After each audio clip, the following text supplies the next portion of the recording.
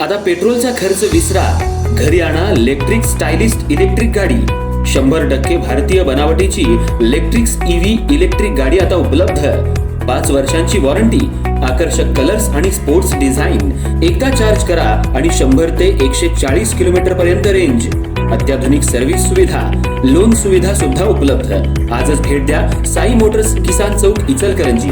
संपर्क 93 73 27 57 52 किंवा 0230 299 77 66। No petrol no tension, इलेक्ट्रिकचा स्मार्ट पर्याय।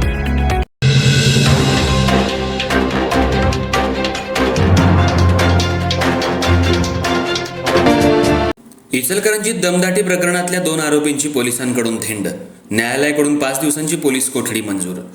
इचलकरंजी शहरात शिवाजीनगर पोलीस ठाण्यात दाखल झालेल्या दमदाटी आणि धमकी प्रकरणातल्या 2 आरोपींना न्यायालयानं 5 दिवसांची पोलीस कोठडी सुनावली आहे। त्यानंतर आज पोलिसांनी या दोन्ही आरोपींची संबंधित भागात धिंड काढत कारवाईचा संदेश दिला। या घटनेमुळे परिसरात मोठी चर्चा रंगली असून नागरिकांनीही ही कारवाई पाहण्यासाठी गर्दी केली होती। शिवाजीनगर पोलीस ठाण्यात दाखल गुन्ह्यानुसार फिर्यादी ऋतिक जिलाजी कोले, वय 25, राहणार भोनेमाळ, इचलकरंजी, हे 26 जून 2026 रोजी दुपारी 12:15 वाजण्याच्या सुमाराला भोनेमाळ इथल्या महालक्ष्मी मिल स्टोअर परिसरात उभे होते। त्यावेळी आरोपी रुपेश पंडित नरवाडे, राहणार शास्त्री सोसायटी, भोनेमाळ, इचलकरंजी, आणि सुमित प्रतीप परीट, राहणार साई मंदिराजवळ कबनूर, हे निळ्या रंगाच्या ॲक्सेस मोपेडवरून तिथं आले। तक्रारीनुसार दोन्ही आरोपींनी फिर्यादीला अडवून दमदाटी करायला सुरुवात केली।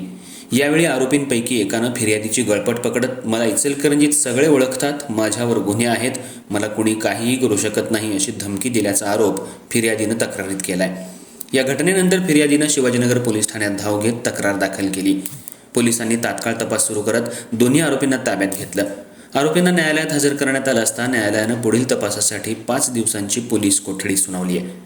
आज या आरोपींना प्रांत कार्यालय चौक ते शिवतीर्थ चौक तसंच जवाहरनगर भोनेमाळ घटनास्थळी ज्या ठिकाणी चोरी झाली होती त्या ठिकाणी सुद्धा आरोपींना काढण्या घालून फिरवण्यात आलं होतं। जर कोणी असं दमदाटी चोरी करत असेल तर त्यांच्यावर कठोर कारवाई करण्यात येईल असा इशारा पोलिसांनी दिलाय। नागरिकांनी बिनदिक्कतपणे याची तक्रार दाखल करावी, त्याचं नाव गोपनीय ठेवलं जाईल असंही आवाहन पोलिसांनी केलंय। दरम्यान आज पोलिसांनी या दोन्ही आरोपींची संबंधित परिसरातून धिंड काढली। कायदा आणि सुव्यवस्था बिघडवणाऱ्या प्रवृत्तींना पोलिसांकडून कठोर संदेश देण्यासाठी ही कारवाई करण्यात आल्याची चर्चा नागरिकांमध्ये सुरू होती। या कारवाई दरम्यान परिसरात पोलीस बंदोबस्तही ठेवण्यात आला होता। इचलकरंजीत गुन्हेगारीला आळा घालण्यासाठी पोलिसांची ठोस कारवाई, दमदाटी प्रकरणातल्या आरोपींची परिसरातून धिंड, न्यायालयाकडून 5 दिवसांची पोलीस कोठडी मंजूर।